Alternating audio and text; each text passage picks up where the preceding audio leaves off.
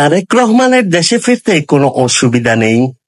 উনি বাংলাদেশের নাগরিক, তাই যে কোনো সময় তিনি আসতে পারেন। উনি যেই সময় মনে করবেন তখনই দেশে ফিরতে পারবেন বলে মন্তব্য করেছেন স্বরাষ্ট্র উপদেষ্টা জাহাঙ্গীর আলম।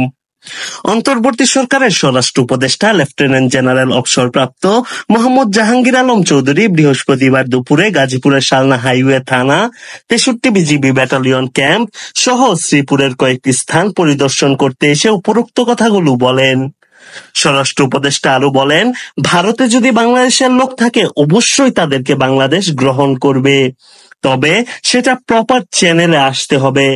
কিন্তু তারা এটি অনুসরণ না করে জঙ্গল ও রাস্তা দিয়ে পুশ ইন করছে।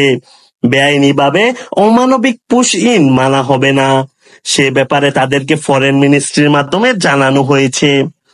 তিনি আরো বলেন, ভারত থেকে বেআইনিভাবে যারা দেশে আসছে তাদের ধরে করোনা পরীক্ষা করা হচ্ছে। এছাড়া এয়ারপোর্ট ও ল্যান্ডপোর্ট দিয়ে যারা আসতেছে তাদের ক্ষেত্রেও সচেতনতা বৃদ্ধি করা হচ্ছে। পরে উপদেষ্টা বিশিয়া কুড়িবাড়িতে বিজিবি ক্যাম্প পরিদর্শন করেন। বৃহস্পতিবার দুপুরে বাংলাদেশ পরমাণু কৃষি গবেষণা ইনস্টিটিউট শ্রীপুর আঞ্চলিক কেন্দ্র পরিদর্শন করেন তিনি। ওনার তো দেশে ফেরার তো কোনো অসুবিধা নাই, উনি যে কোনো সময় ইচ্ছা, উনি বাংলাদেশের না যে কোনো সময় ইচ্ছা উনি দেশে ফিরবেন। ওনারা যে সময় উনি নিজের যে সময় উনি মনে করবেন উনি সেই সময় দেশে ফিরবেন।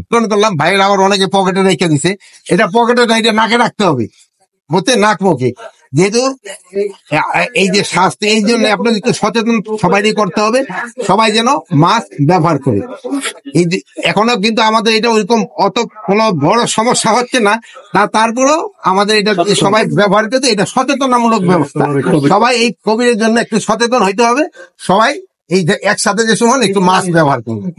এখন আপনাকে যদি কোনো প্রস্তাব থাকে, ওনার তো দেশে ফেরার তো কোনো অসুবিধা নাই, উনি যে কোনো সময় ইচ্ছা, উনি বাংলাদেশের না যে কোনো সময় ইচ্ছা উনি দেশে ফিরবেন।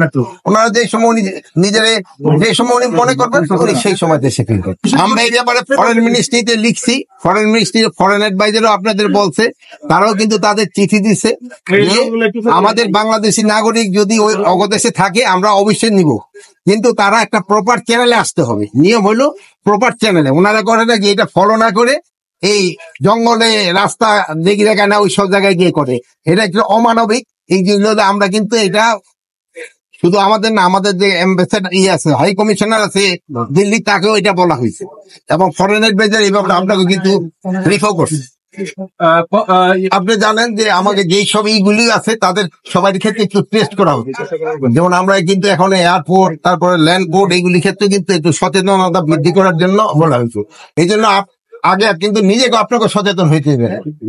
এবার কিন্তু এটার অর্থ করে ফসল দেওয়া হয়েছে, এই জন্য আপনাকে এই দিকে একটু খেয়াল করলে আমরা সবাই পাই। যেহেতু কৃষকরা ওইটাই যাবে যেটা তার প্রফিট হবে, যেখানে প্রফিট যেখানে হবে না সেই যাবে না। এটাই যদি তুলাটা আপনি প্রফিটেবল কৃষকের জন্য করতে পারেন তো সেই চাষ করবেন, আর তা না হলে কিন্তু করবেন। আর আপনারা দেখবেন ফলের গাছের দিকে বেশি, লিচু গাছ নাকি ইনস্ট্রাকশনে দিয়ে দিছি এখন থেকে, ইভেন আকাশমণি এটা ইও পাওয়া যাবে না, কি বলে চারও পাওয়া যাবে। আগে যেগুলো লাগানো আছে আগে করলে আস্তে আস্তে আমরা কেটে ফেলবো, এগুলি দিয়ে আমরা রিপ্লেস করবো ফলের গাছ এবং ঔষধি গাছ।